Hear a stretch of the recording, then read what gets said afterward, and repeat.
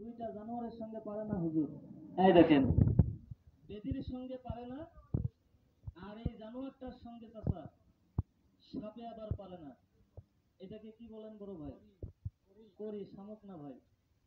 এটা আবার জীবিত করি, মরা না। তাহলে আমি একটা দাগ দিয়ে এটা মাটিতে ছাড়বো, কিভাবে মাটিতে হাঁটে কেউ জাদু মনে করবেন না মুরব্বী। লক্ষ্য করেন, আমি খেলাটা আরম্ভ করে দেই।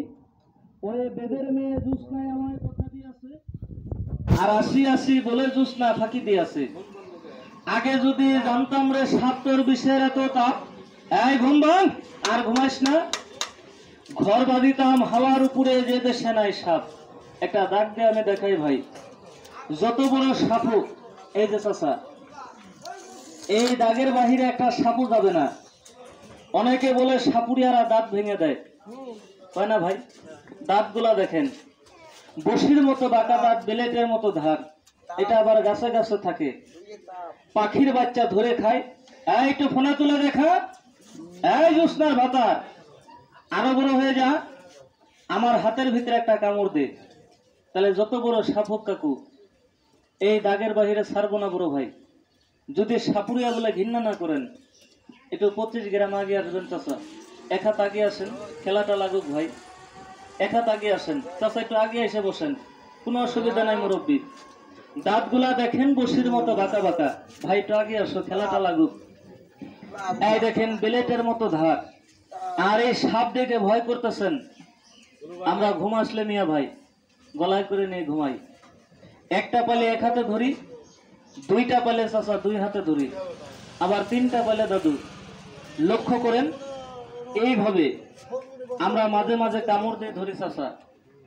যদি 40-60 সাপ গাছেও থাকে, ইনশাল্লাহ আমরা ধরে নেব। তাহলে এটা কি সাপ বললেন? আপনাদের কে কে এখানে এনেছে?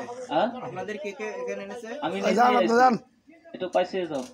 এই দেখেন, খবর দিয়ে নিয়ে এসো ভাই। তাহলে এটাকে কি সাপ বললেন?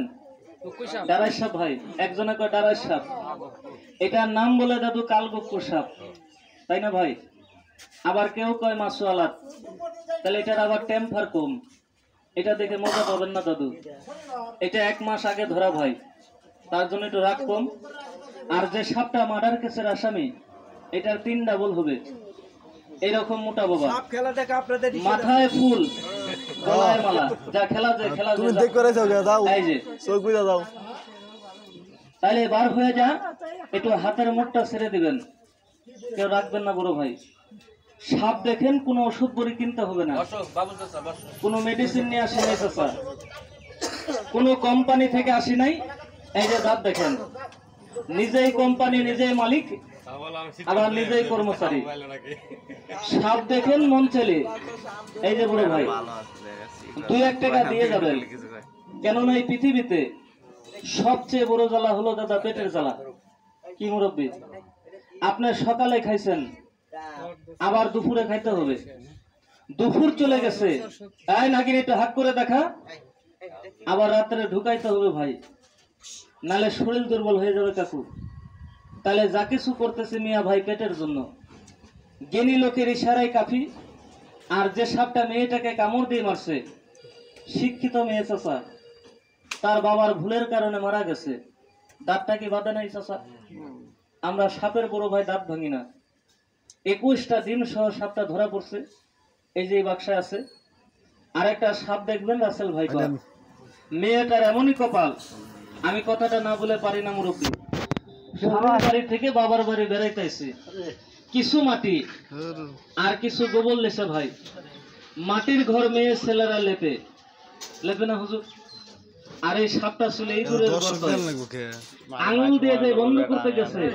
এই দেখেন, সাপে তো ইঁদুর খাওয়ার জন্য হাতের আঙুলে বড় ভাই একটা কামড় মেরে দিচ্ছে।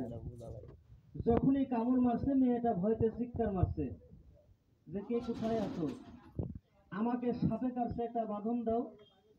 সাইটে তার বাবা ছিল মদে মাতার লোক, মেয়ের কথাটা বিশ্বাস করলো না ভাই, মাথায় লেয় নাই। কি বলে জানেন চাচা?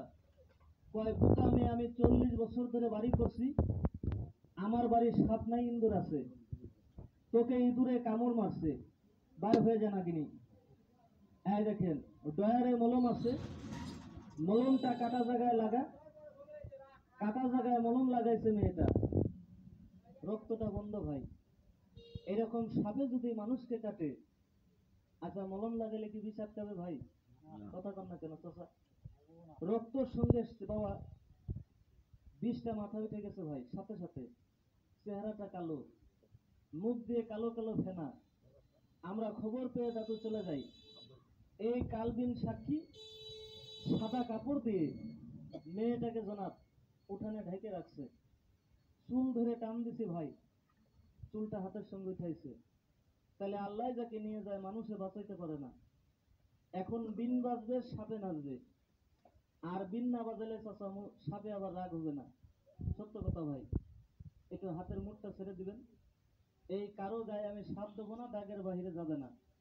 আর এই যে করি দুইটা দেখতেছেন, অনেকে মোবাইলে দেখছেন, টিভির ভিতরে দেখছেন, এটা আবার জীবিত করে সাহেব মরে না চাচা।